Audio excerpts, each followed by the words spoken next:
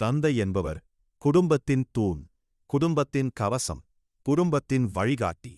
அல்லாஹ் திருக்குரானில் கூறுகிறான், அர்ரிஜாலு கவ்வாமூனல நிசா, ஆண்கள் பெண்களுக்கு பொறுப்பாளிகள். இந்த பொறுப்பு வெறும் சம்பாதிப்பது மட்டுமல்ல, குடும்பத்தை உடலால், மனதால், ஆன்மாவால் காப்பது. இஸ்லாத்தில் தந்தைக்கு என்னென்ன கடமைகள் இருக்கின்றன தெரியுமா? முதலில், குழந்தை பிறந்ததும் நல்ல பெயர் சூட்டுவது. நபி ஸல்லல்லாஹு அலைஹி வஸல்லம் அவர்கள் கூறினார்கள், உங்கள் குழந்தைகளுக்கு நல்ல பெயர் சூட்டுங்கள். இதுவே தந்தையின் முதல் கடமை. அகீகா கொடுப்பது. குழந்தை பிறந்த 7ஆம் நாள் முன்னரோ பின்னரோ ஆட்டை அறுத்து அகீகா செய்வது தந்தையின் கடமை. ஆண் குழந்தைக்கு 2 ஆடு, பெண் குழந்தைக்கு 1 ஆடு. மூன்றாவது, தீன்னை அதாவது ஒழுக்கம் கற்றுக் கொடுப்பது. ஒரு தந்தை தன் பிள்ளைகளுக்கு அளிக்கும் மிகச் சிறந்த பரிசு அவர்களுக்கு சிறந்த ஒழுக்கத்தையும் கல்வியையும் கற்றுக் கொடுப்பதுதான். நபி ஸல்லல்லாஹு அலைஹி வஸல்லம் அவர்கள் கூறினார்கள், ஒரு தந்தை தன் மகனுக்கு கொடுக்கும் மிகச் சிறந்த பரிசு நல்ல அறிவு, நல்ல ஒழுக்கம். நான்காவது, ஹலால் உணவு ஊட்டுவது மற்றும் நேர்மையான வருமானம்.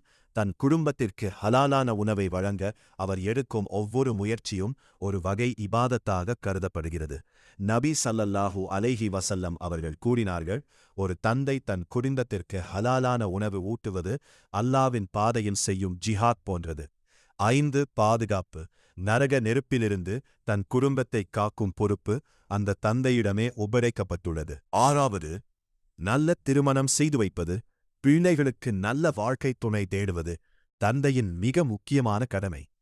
நபிகள் நாயகம் ஸல்லல்லாஹு அலைஹி வஸல்லம் அவர்கள் கூறினார்கள், தந்தை என்பவர் சொர்க்கத்தின் நடுத்தரமான கதவு ஆவார்.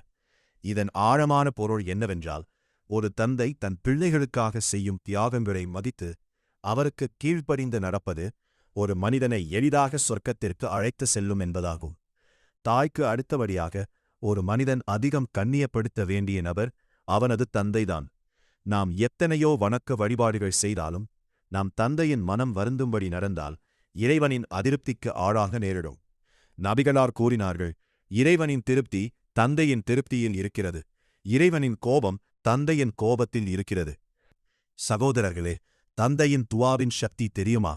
நபி ஸல்லல்லாஹு அலைஹி வஸல்லம் அவர்கள் கூறினார்கள், 3 துஆக்கள் நிச்சயமாக ஏற்கப்படும், அதில் எந்த சந்தேகமும் இல்லை.